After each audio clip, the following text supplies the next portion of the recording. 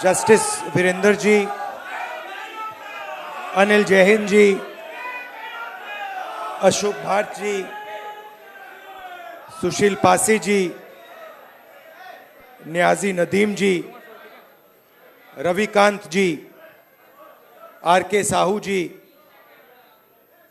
Rajesh Sachan ji, Frank Huzur ji, Meena Kotwal ji, Subhashini Yadav ji, Congress party के senior नेता, civil society के लीडर्स, मेंबर्स, मित्रों, आप सबका यहां बहुत बहुत स्वागत, नमस्कार।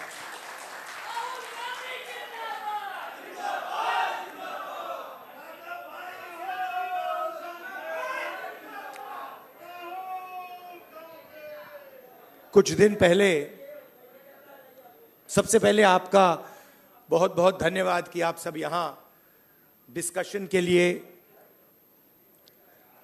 आए, मेरी बात सुनने आए। इसके लिए आपको पहले ही मैं धन्यवाद करना चाहता हूं।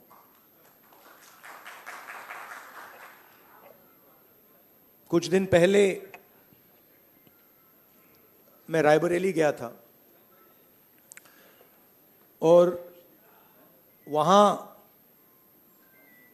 मुझे मोची की दुकान दिखी तो मैं वहां रुक गया। मैं उनके पास जाके बैठ गया, समझना चाहता था ये कर क्या रहे हैं। बातचीत हुई और मैं उनको देख रहा था। मोची हैं, हाथ में अनलिमिटेड स्किल थी उनकी।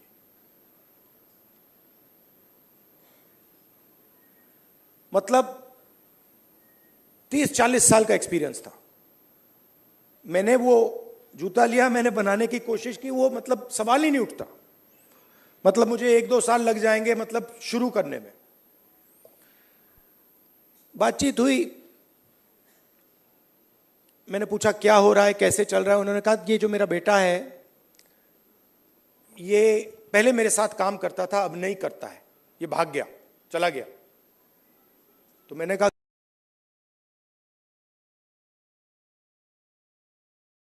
नहीं है। और फिर उन्होंने मुझे बोला कि राहुल जी,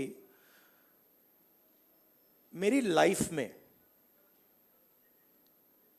सिर्फ एक व्यक्ति ने, मेरे पिता ने मेरी रिस्पेक्ट की है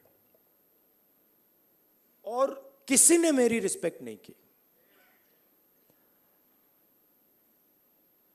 और ये सब लोग मेरा मजाक उड़ाते हैं। तो मैंने कहा, उनसे कहा कि तुम्हें मालूम कैसे कि मजाक उड़ाते हैं? नहीं, कभी कभी तो मुझे सीधा बोल देते हैं और कभी कभी दूसरे लोग मुझे आके कहते हैं। मैं जब जा रहा था मैं सोच रहा था इतना हुनर है, इतनी स्किल है और किसी से इनको इज्जत नहीं मिल रही। और ऐसे हजारों लोग हैं। और ये हिंदुस्तान में हर रोज हो रहा है। इस देश में हुनर की इज्जत है ही नहीं। जिसके पास स्किल है, जिसके पास हुनर है, जो काम करना जानता है, उसकी इज्जत है ही नहीं। रियलिटी है ये देश की। और ये सारे के सारे जो नेटवर्क्स हैं, 21वीं सदी में हम इसको नेटवर्क कह सकते हैं। चाहे ये बढ़इयों का नेटवर्क हो, मोचियों का नेटवर्क हो, धोबियों का नेटवर्क हो, इन सब में बहुत गहरी स्किल छुपी हुई है। हाथ मिलाने से पता लग जाता है। आप धोबी से हाथ मिलाइए, वो ऐसा दबाता है हवा निकल जाती है। मैंने किया है। वो जैसे पकड़ता है ऐसे लगता है कि भैया 10-15 लोगों ने पकड़ लिया हाथ। आप बढ़ई का हाथ पकड़िए, उसमें दिख जाता है।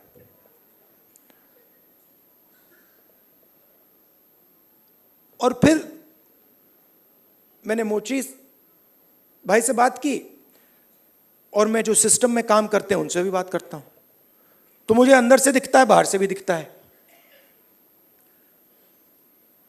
तो फिर जब मैं उनके साथ बैठा था, मुझे एक बात याद आई। यूपीए की सरकार थी और स्किल डेवलपमेंट मिशन यूपीए के सरकार ने शुरू किया। मतलब उसमें एक नए व्यक्ति को चीफ बनाया और उन्होंने मुझसे टाइम मांगा, तो मैंने कहा मिल लेता हूं। तो आए,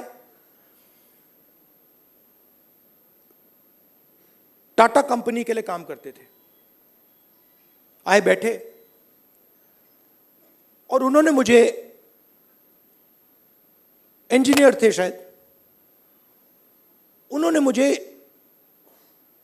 हिंदुस्तान की जो स्किल डेवलपमेंट है उसके बारे में उन्होंने बोला। और मैं सुना, आधा घंटा बोले कि हम आईटीआई बनाएंगे, आईटीआई में लोगों को ट्रेनर बनाएंगे। ये पूरा उन्होंने डिस्कशन किया, मैं सुन रहा था। और फिर मैंने उनसे सवाल पूछा। मैंने कहा देखिए, आप आईटीआई में ट्रेनर लाते हो,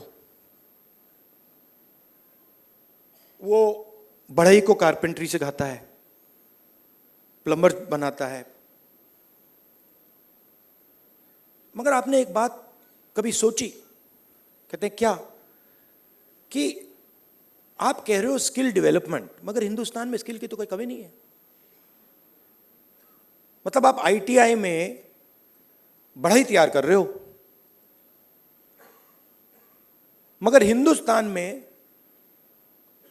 लाखों बढ़ई हैं, उनसे आप क्यों नहीं ट्रेनिंग कराते?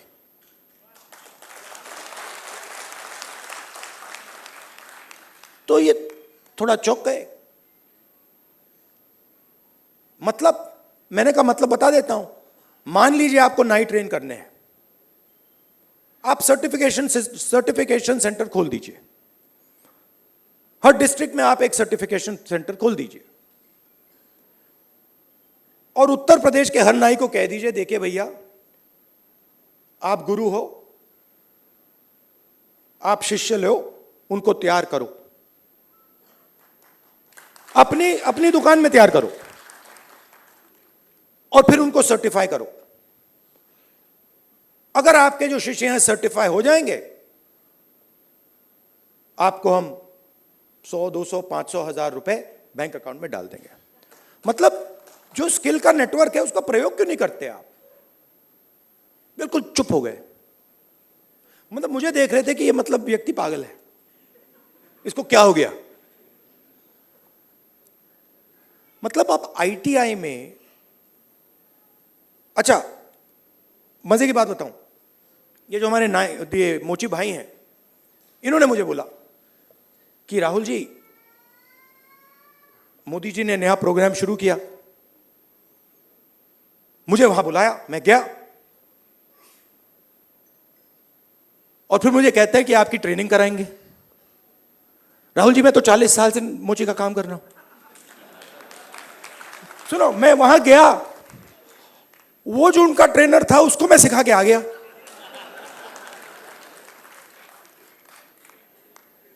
तो बात क्या है, चाहे नाई हो, बढ़ई हो, प्लम्बर हो, धोबी हो, मोची हो, किसान हो, नॉलेज इनके हाथ में है, मगर सिस्टम इनसे कोई बात ही नहीं करता। सिस्टम दूसरे डायरेक्शन पे चल रहा है। आपने आईटीआई बना दी, हमारी सरकार ने बनाई, मगर उसका जो नॉलेज सिस्टम है उसका तो कोई कनेक्शन ही नहीं है। तो मैंने उनसे कहा, देखो मैं आपको बताता हूं, अगर आपने नाई ट्रेन करने हैं, मान लो आपने हिंदुस्तान में 10 लाख नाई ट्रेन करने हैं, आप हिंदुस्तान के नाइयों को पकड़ो और कहो भैया आप ट्रेन करो, 6 महीने में 10 लाख नाई आपके सामने आ जाएंगे। और कोई ज्यादा पैसा भी नहीं लगेगा मगरना। तो हो क्या रहा है?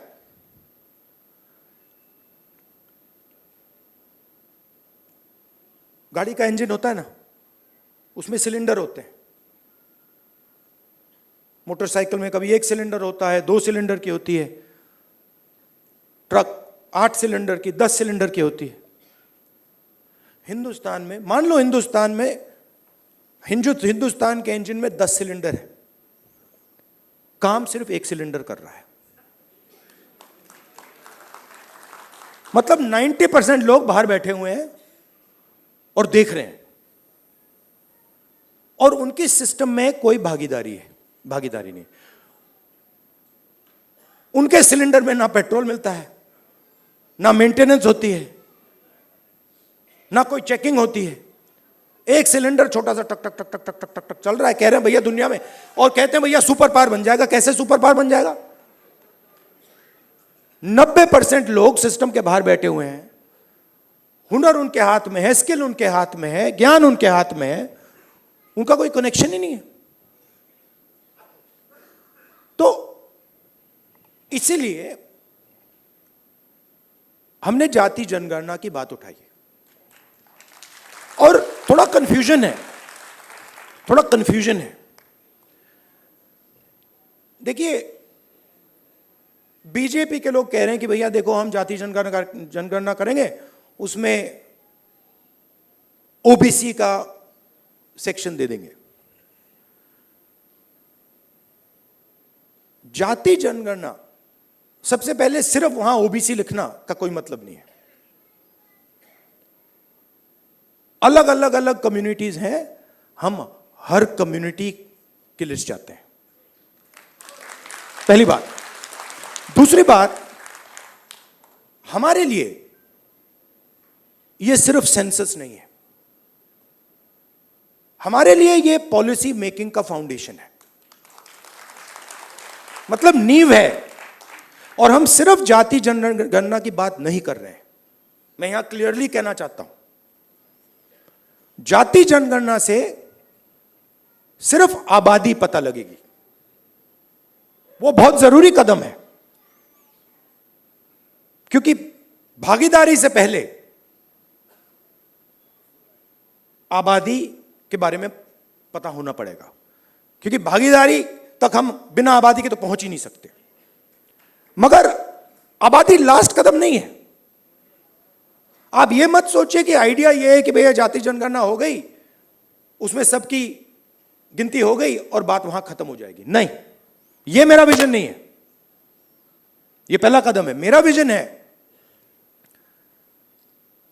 कि हिंदुस्तान में धन किस प्रकार से बांटा जा रहा है।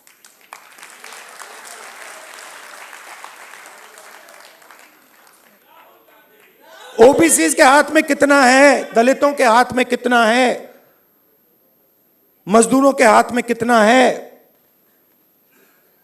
पहली बात। दूसरी बात, हिंदुस्तान के जो इंस्टीट्यूशंस हैं, ब्यूरोक्रेसी हो, जुडिशरी हो, मीडिया हो, इसमें इन लोगों की कितनी भागीदारी है। मतलब हम यह समझना चाहते हैं कि कॉन्स्टिट्यूशन ने कहा था कि एक व्यक्ति को 1 वोट मिलेगा, मतलब सारे के सारे हिंदुस्तान के जो सिटीजन्स हैं वो समान है, एक जैसे हैं। तो हम ये पूछ रहे हैं कि अब 70 साल हो गए, कॉन्स्टिट्यूशन हमारे सामने है, इसका समाज पर इफेक्ट पड़ा है, हां या ना, और कितना पड़ा है?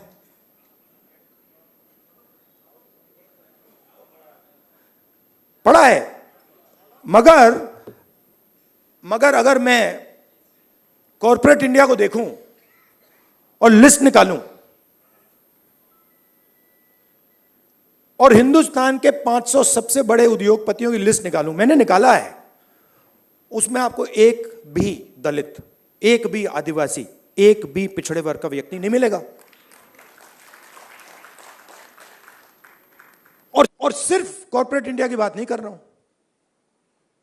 आप जुडिशरी देख लीजिए, कॉर्पोरेट इंडिया देख लीजिए, मीडिया देख लीजिए। आप मुझे बता दो, नेशनल मीडिया में दलित एंकर का नाम बता दो मुझे, आदिवासी एंकर का नाम बता दो, ओबीसी एंकर का नाम बता दो, कौन है बता दो। तो नैरेटिव बनाते हैं ना। आप देखिए, हिंदुस्तान में 50% आपने कहा कि आधी आबादी ओबीसी है, उसमें आप 15% दलित जोड़ दीजिए, 8% आदिवासी जोड़ दीजिए। माइनॉरिटीज की बात मैंने अभी की भी नहीं, 73 आता है। 73% दलित, आदिवासी, ओबीसी। कॉर्पोरेट इंडिया में 0, मीडिया में 0। आप हो ही नहीं। तो अब हम अगर पॉलिसी बनाएंगे और हिंदुस्तान की जो सच्चाई, जो रियलिटी है, उसकी बेसिस पे हम पॉलिसी नहीं बनाएंगे तो उसका क्या मतलब है? तो मैं आपसे यह कहना चाहता था कि जाति जनगणना हमारे लिए सिर्फ गिनती नहीं है, जाति जनगणना हमारे लिए पॉलिसी फ्रेमवर्क है,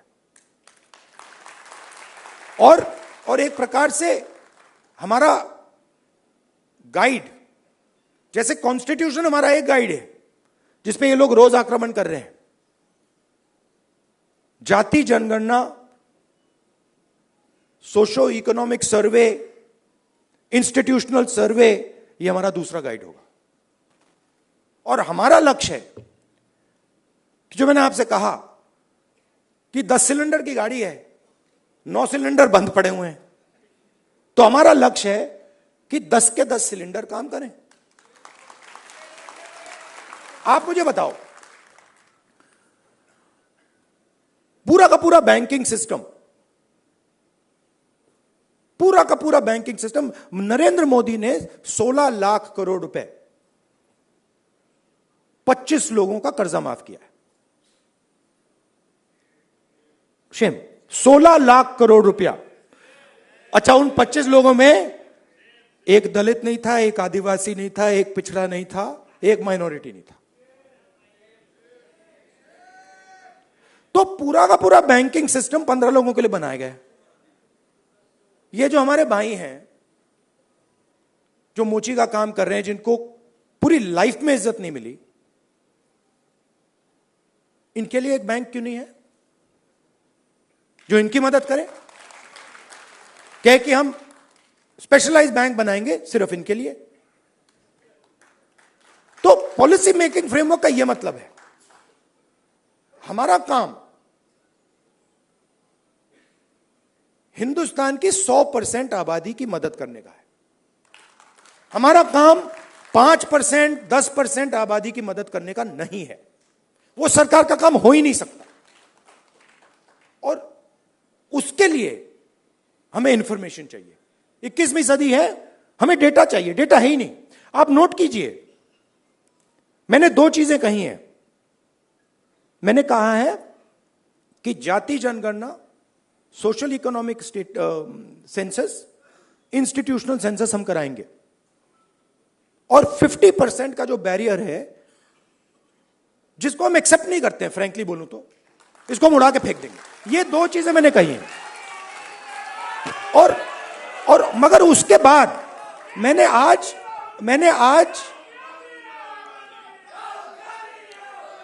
तक, सुनिए, आज तक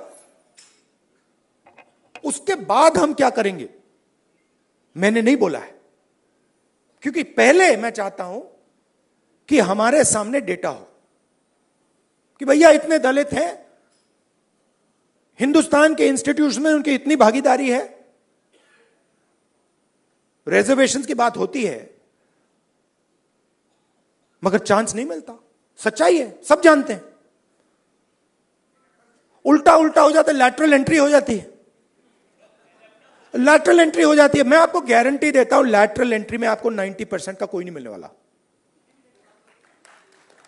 एक साइड आपको लैटरल एंट्री से मारते हैं, दूसरे साइड कॉन्ट्रैक्टर।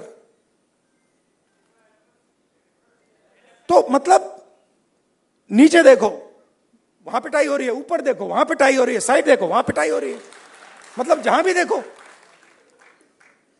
और 90% आपकी आबादी है।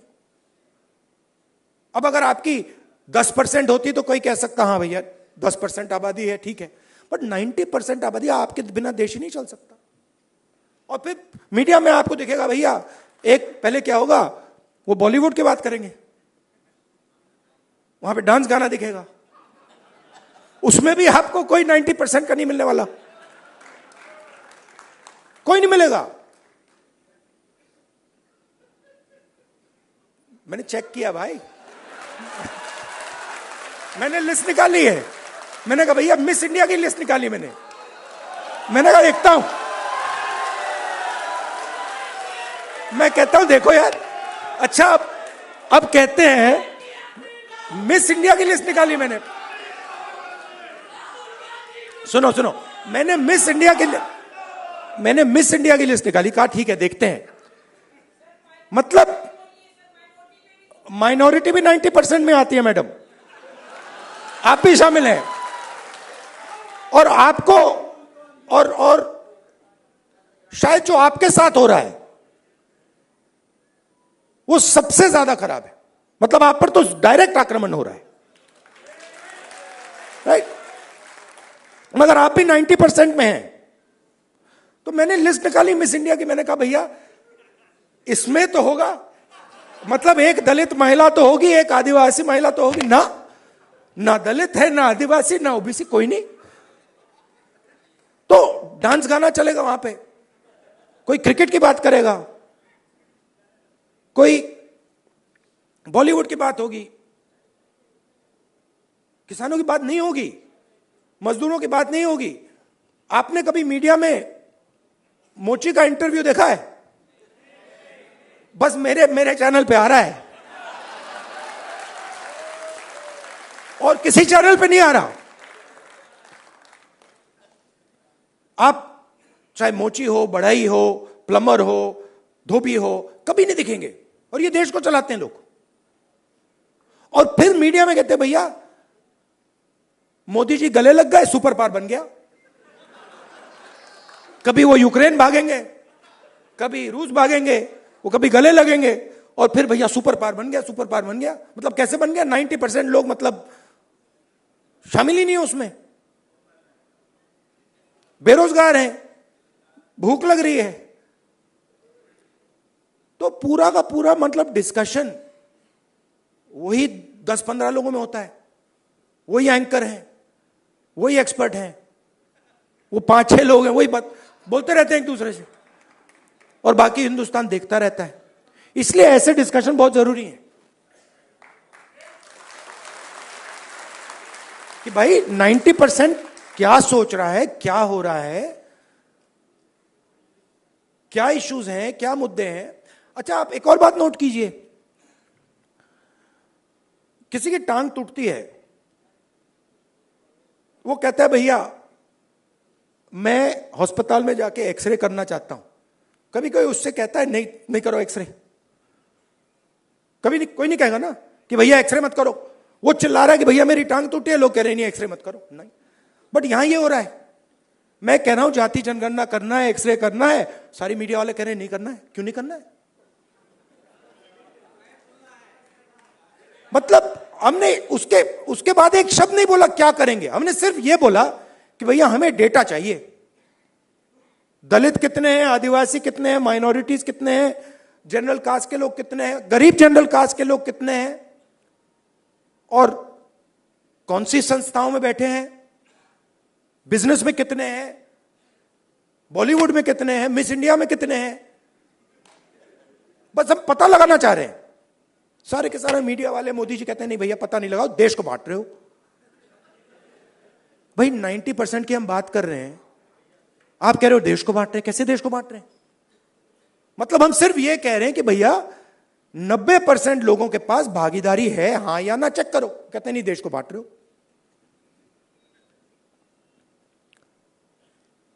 तो जो भी संस्थाएं हैं, इलेक्शन कमीशन हो, मीडिया हो, फ्री मीडिया हो, जुडिशरी हो, ये सारी की सारी संस्थाएं कहां से आई? ये इधर से आई। आप इसको मिटा दो तो हिंदुस्तान में एक संस्था नहीं बचेगी। कोई इलेक्शन कमीशन नहीं बचेगा, कोई रिजर्वेशन नहीं बचेगा। जो आपने कहा कि कॉन्स्टिट्यूशन से फायदा मिला, वो 5-10 साल में सब खत्म हो जाएगा। तो जाति जनगणना जो है वो इसको मजबूत करने का काम है। ये आप समझिए, कॉन्स्टिट्यूशन की रक्षा हम कर रहे हैं जाति जनगणना के थ्रू। क्यों? क्योंकि इसको 10% ने नहीं बनाया है, इसको 100% ने बनाया है। और मैं यह भी कहना चाहूंगा कि इसकी सबसे ज्यादा रक्षा आप लोग करते हो। इसकी रक्षा गरीब करते हैं, किसान करते हैं, मजदूर करते हैं, दलित, आदिवासी, पिछड़े लोग, गरीब जनरल कास्ट के लोग इसकी रक्षा ये करते हैं। अदानी जी इसकी रक्षा नहीं करते।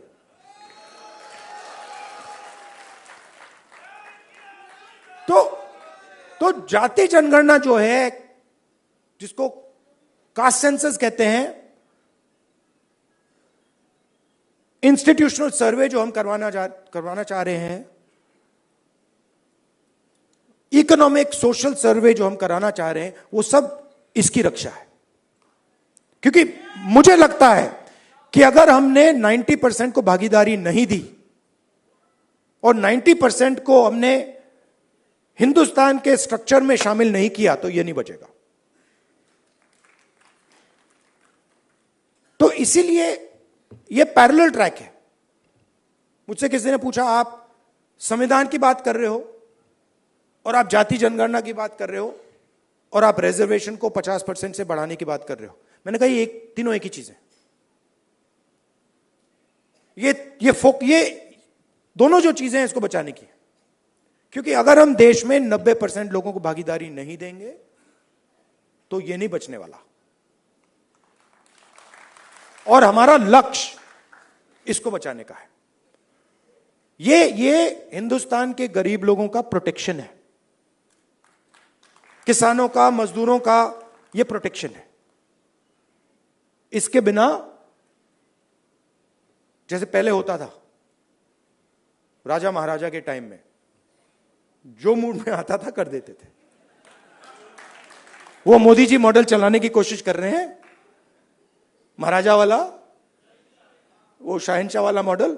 हमने मोदी जी को ये करवा दिया।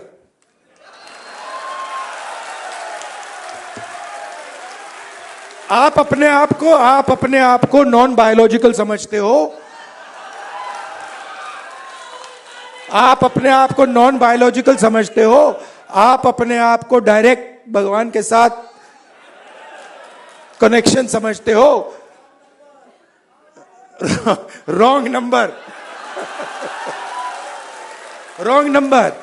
चुनाव के एकदम बाद ये मैंने कहा, देखो हिंदुस्तान के किसानों ने, मजदूरों ने सिर झुकवा के कॉन्स्टिट्यूशन से मत्था लगवा दिया।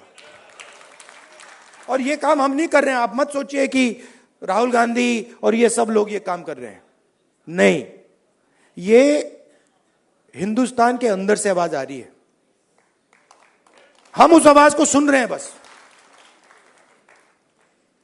और ये जो स्ट्रेंथ है, जो शक्ति है, ये हिंदुस्तान के अंदर से आ रही है, हिंदुस्तान के गरीब लोगों से आ रही है, और इसको कोई रोक नहीं सकता। अब अगर कोई सोचे, मैं आपको बता देता हूं, पॉलिटिकल बात बता देता हूं, आप लिख लो।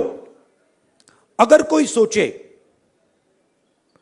कि जाति जनगणना को रोका जा सकता है या 50% बैरियर को रोका जा सकता है, मैं आपको बता रहा हूं वो सपने देख रहा है। ये होगा ही होगा, इसको रोका नहीं जा सकता है। ना जाति जनगणना रोकेगा, ना सोशो इकोनॉमिक सर्वे रोकेगा, ना इंस्टीट्यूशनल सर्वे रुकेगा, ना 50% का बैरियर रहेगा। ये तीन सारे के सारे उड़ेंगे, क्योंकि हिंदुस्तान की जनता ने ये मन बना लिया है। ऑर्डर आ गया है, जनता से ऑर्डर आ गया है। अब आपको प्रधानमंत्री जी को यह बात एक्सेप्ट कर देनी चाहिए और ऑर्डर लागू कर देना चाहिए, और अगर नहीं करेंगे तो फिर दूसरे प्रधानमंत्री करेंगे। आपके साथ देखिए, मैं आपको अंत में एक बात बताना चाहता हूं। देखिए, मैंने अब 2004 से मैं पॉलिटिक्स कर रहा हूं, ठीक है, और एक प्रकार से काफी सीखने को मिला मुझे। बीजेपी वालों ने मुझे तंग किया, डिस्टर्ब किया, उनको मैं गुरु मानता हूं कि इन्होंने ही मुझे सिखाया, इनके बिना मैं नहीं सीख सकता था। मैं बता रहा हूं, आप लोग नहीं सिखाते मुझे, आप लोग मुझसे प्यार करते हो, आप नहीं सिखा सकते। उन्होंने मुझे सिखाया, तो वो एक प्रकार से मुझे उन्होंने डायरेक्शन दी, भैया क्या नहीं करना है, उधर देखो, वो नहीं करना। तो एकदम मुझे पता लग जाता है, मैं सुबह उठता हूं, क्या नहीं करना, उधर देखता हूं, अच्छा वो नहीं करना, ऑटोमेटिक है। वो मेरी ओर देखते हैं, कहते हैं भैया क्या नहीं करना, वो राहुल गांधी कर रहा, मत करो। तो ये तो बिल्कुल मतलब पता नहीं आइडियोलॉजिकल है, खून की पता नहीं कौन सी लड़ाई है, बट ये मतलब शायद पता नहीं कब से चल रही है और ये खत्म नहीं होगी। मगर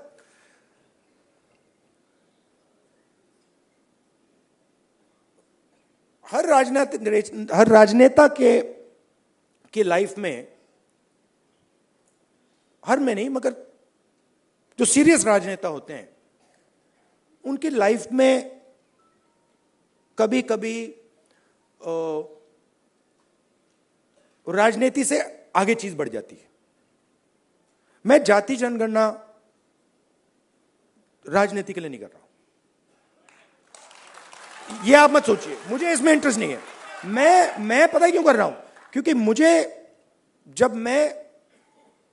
मैंने हजारों लोगों से बात की है। जब मैंने उस मोची भाई से बात की ना, और उसने मुझे बताया कि किसी ने मेरी इज्जत नहीं की लाइफ में, मैं इस बात को एक्सेप्ट नहीं कर सकता। मैं इस बात को एक्सेप्ट करने को तैयार नहीं हूं कि हिंदुस्तान में ऐसे लोग हैं जिनके पास हुनर है, एक्सपीरियंस है, समझ है, मगर रिस्पेक्ट नहीं। मैं इसको एक्सेप्ट नहीं कर सकता। बाकी लोग एक्सेप्ट कर ले, मुझे कोई फर्क नहीं पड़ता। तो मेरे लिए ये औजार है,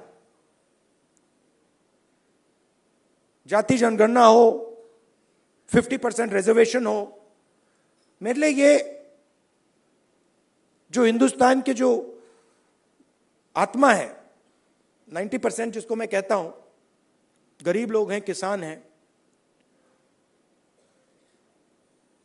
उनको इस देश में शामिल करने के औजार है। और मेरे लिए ये मिशन है, मेरे लिए ये, इसमें कोई मतलब, आप देखोगे आने वाले समय में पॉलिटिकल नुकसान भी होगा, तब भी करूंगा, आप देख लेना।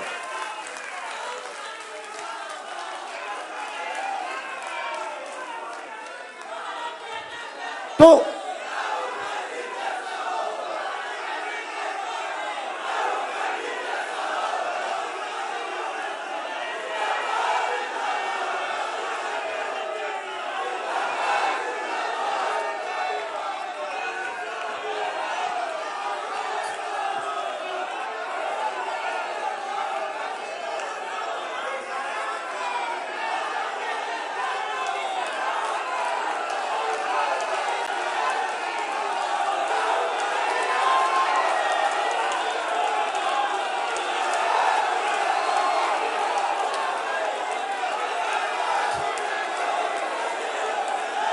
अच्छा बोलने दो।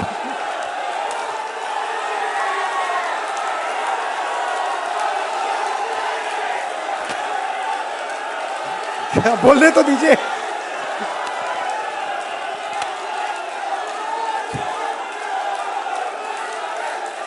एक बार मैं छोटा था, अच्छा सुनिए दादी, एंड करता हूं मैं अपनी साइकोलॉजी थोड़ी सी आपको साइकोलॉजी समझा देता हूं। मैं छोटा था, सुनिए सुनिए, थोड़ी सी मैं आपको, तो हुआ क्या, एक दिन एक जर्नलिस्ट आए मेरे पास। Love you brother. एक जर्नलिस्ट आए मेरे पास, सीनियर जर्नलिस्ट हैं, तो आप वो मेरे पास आए। जो मैंने आपको अभी बोला ना, नुकसान हो जाएगा तो भी करूंगा, तो उसको समझा रहा हूं। तो सीनियर जर्नलिस्ट आए, बैठे मेरे पास, उन्होंने कहा राहुल जी, एक सेकंड भाई, आए मेरे पास सीनियर जर्नलिस्ट, और उन्होंने मुझे कहा राहुल जी,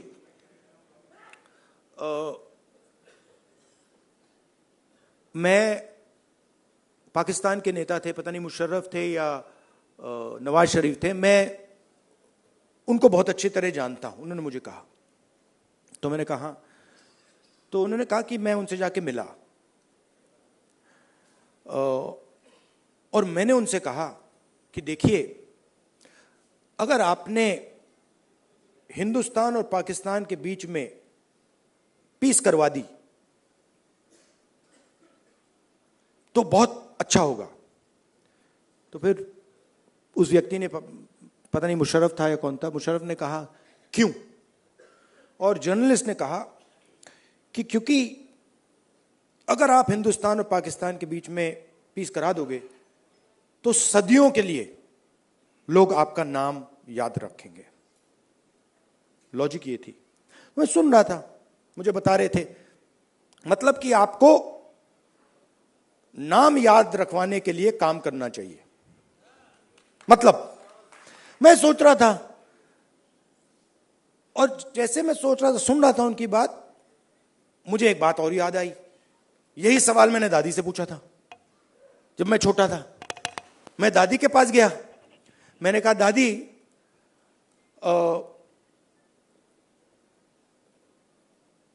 जब आप मरेंगी, मरने के बाद आपको लोग कैसे याद करना चाहिए, लोगों को आप कैसे याद करना चाहिए? दादी का जवाब पता है क्या था? मैंने कहा आप क्या चाहती हैं कि लोग आपको कैसे याद करें? हाँ, नहीं, उनका जवाब था मैं चाहती हूं कि याद ही ना करें। मतलब क्लैरिटी थी, मैं काम याद करवाने के लिए नहीं करता हूं, मैं काम करने के लिए करता हूं। मुझे याद शाद का कुछ नहीं लेना देना। वो ये जो याद वाला है वो नरेंद्र मोदी जी का काम है।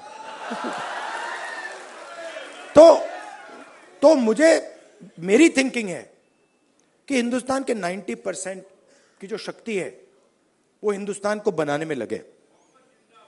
पूरा इंजन स्टार्ट हो, 10 के 10 सिलेंडर चलें और लोगों को मजा आए कि भैया हिंदुस्तान है, इसमें भागीदारी है, इसमें रिस्पेक्ट है, इसमें आदर है, और हम सब मिलकर इस देश को आगे ले जा रहे हैं। धन्यवाद, नमस्कार।